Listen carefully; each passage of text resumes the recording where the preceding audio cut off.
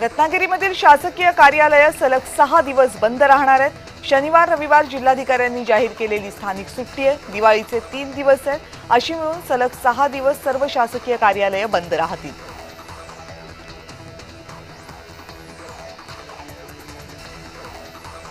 अमरावतीमध्ये सोन्याची मिठाई खरेदी करण्यासाठी ग्राहकांनी गर्दी केली आहे। अमरावतीतील मिठाईच्या दुकानात दिवाळीच्या मुहूर्तावर ग्राहकांना आकर्षित करण्यासाठी सोनेरी भोग नावाची मिठाई तयार करण्यात आली आहे। या मिठाईवर 24 कॅरेट शुद्ध सोन्याचा वर्ख लावण्यात आलाय।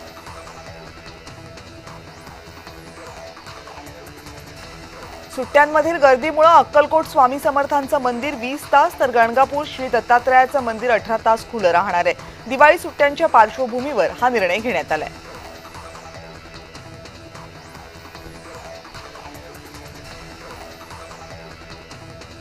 दिवाळीपूर्वी मालेगाव शहराच्या स्वच्छतेसाठी महानगरपालिकेच्या प्रभाग क्रमांक 1 मध्ये 6 दिवसांमध्ये स्वच्छता अभियान राबवण्यात आलं।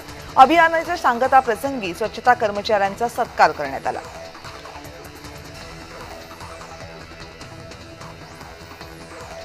मालेगावमधील 8वी इयत्तेत शिकणारा विद्यार्थी राघव तिवारी यानं दीपावलीच्या वस्तूंचा स्टॉल लावून येणाऱ्या नफ्यामधून पूरग्रस्तांना मदत करण्याचा निर्धार केला।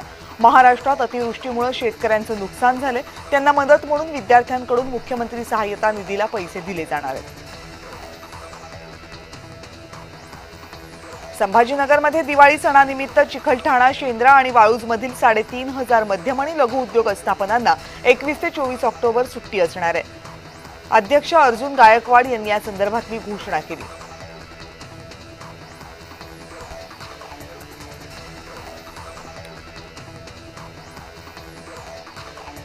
कोल्हापूरमधील बस स्थानकाच्या आवारात बेवारस एक बॅग सापडले। यामध्ये सोन्याचे दागिने आणि काही रक्कम होती। वाहतूक पोलिसांनी तत्परता दाखवत मूळ मालकाकडे बॅग सुपूर्द केली।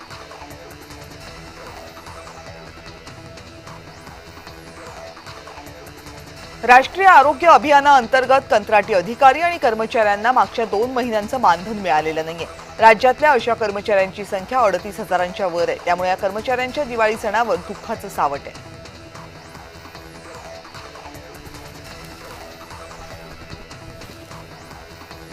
नांदेडच्या अर्धापूर तालुक्यातील चेनापूर तांडा इथं 70 ते 75 जणांना पाण्यामधून विषबाधा झाली। गावकऱ्यांनी विहिरीतलं पाणी प्यायल्यानं विषबाधा झाल्याची माहिती आहे। विषबाधा झालेल्या सर्वांची प्रकृती स्थिर असल्याचं डॉक्टरांनी म्हटलंय।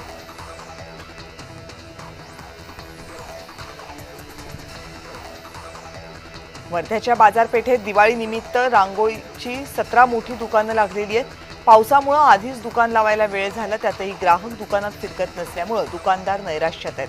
अतिवृष्टीमुळे शेतातली पिकं सडली आहेत, त्यामुळे शेतकऱ्यांनी बाजारपेठेकडे पाठ फिरवली आहे। विक्रीतून येणारा पैसा थांबल्यामुळे सर्वसामान्य नागरिकांनी दिवाळीच्या खरेदीकडे पाठ फिरवली आहे।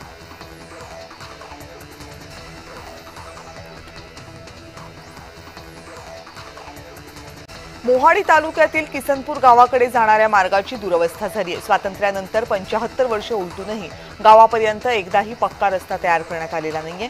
फक्त मातीच्या पायवाटेवरून नागरिकांना प्रवास करावा लागतो।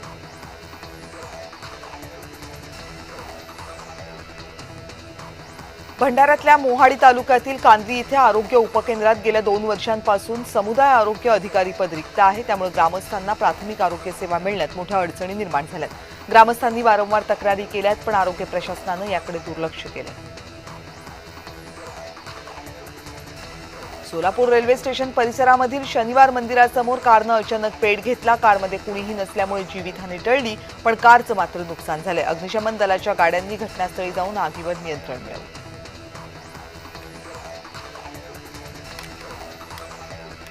संभाजीनगरच्या वाळूज औद्योगिक क्षेत्रामध्ये एका रिकाम्या फर्नेस ऑइल टँकरचा वेल्डिंग करताना अचानक मोठा स्फोट झाला। यामध्ये हॉटेल चालक रफिक शेख यांचा उपचारादरम्यान मृत्यू झाला, तर सचिन भालेराव हे गंभीर जखमी झाले।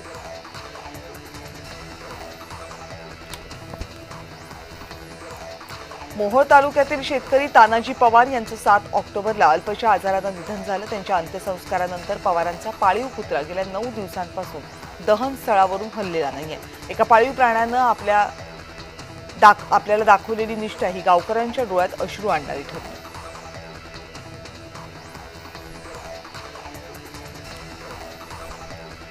नंदुरबारमध्ये अस्तंबा यात्रेवरून परतणाऱ्या भाविकांच्या गाडीचा अपघात झाला आणि या अपघातामध्ये 6 भाविकांचा मृत्यू झालाय. 10 पेक्षा जास्त भाविक गंभीर जखमी आहेत. वाहन चालकाचं नियंत्रण सुटल्यामुळे चांदशेली घाटामध्ये अपघात झाला. जखमींवर तळोदा उपजिल्हा रुग्णालयामध्ये उपचार सुरू आहेत.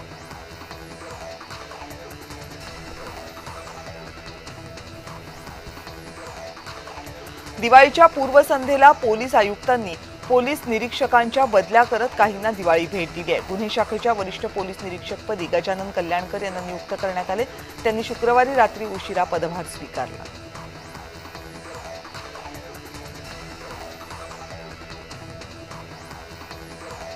गोंदियामधल्या बालवाडीत एकात्मिक बालविकास सेवा योजनेअंतर्गत वाटप होणाऱ्या खाऊच्या पॅकेटमध्ये मेलेला उंदीर सापडला. या घटनेमुळे परिसरातील पालकांमध्ये संतापाचं वातावरण आहे. अंगणवाडीतून 6 महिने ते 3 वर्षे वयापर्यंतच्या लहान मुलांना प्रोटीन्सची पाकिटं पुरवली जातात, ज्यामध्ये हा मेलेला उंदीर सापडला.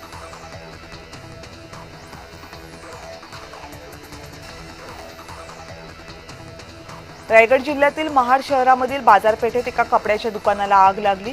महाड नगर परिषदेच्या अग्निशमन दलानं आग आटोक्यात आणली, पण या आगीमध्ये दुकानातील फर्निचर, साड्या, ड्रेसेस आणि इतर साहित्य जळून खाक झाले.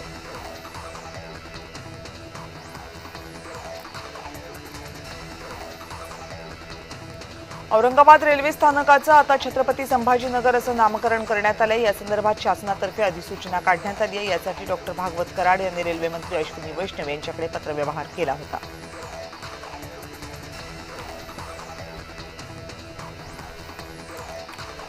भिवंडीतील मराडेपाडा छत्रपती शिवाजी महाराज मंदिर शक्तीपीठ शिवक्षेत्र इथं दिवाळी पहिल्या दिवशी पहिला दिवा श्री छत्रपती शिवाजी महाराजांना लावण्यात आला. यानंतर या ठिकाणी शिवभक्तांनी 5000 दिवे लावून संपूर्ण मंदिर उजळलं. शेकडो दिव्यांनी छत्रपतींच्या नावाची रांगोळीही काढण्यात आली.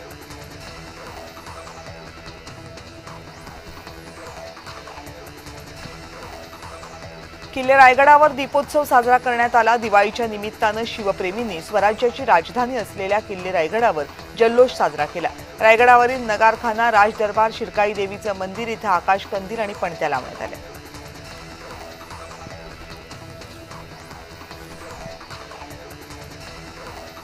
दिवाळी सणाच्या पार्श्वभूमीवर धुळे शहरातील देवपूर पोलीस स्टेशन हद्दीमध्ये नागरिकांना सतर्कतेचं आवाहन करण्यात आलं.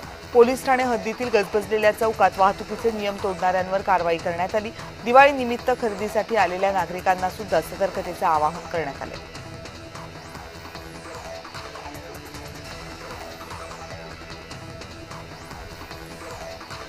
शिरूर तालुक्यातील सह्याद्री प्रतिष्ठान हिंदुस्थान या सामाजिक संस्थेकडून मराठवाडा भागातील पूरग्रस्त शेतकऱ्यांना मदतीचा हात देण्यात आला. उपक्रमाअंतर्गत धाराशिव जिल्ह्यामधील भूम तालुक्यातील 5 शेतकऱ्यांना 7 गायींचं वाटप करण्यात आले.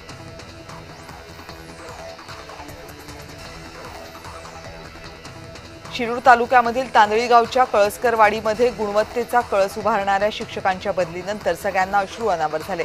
नवनाथ काळे आणि स्वाती ठाणगे या शिक्षकांच्या बदलीनंतर निरोप देताना पहिलीतल्या लहानग्या मुलांपासून ते 90 वर्षांच्या आजीपर्यंत अवघं गाव गहिवरलं होतं.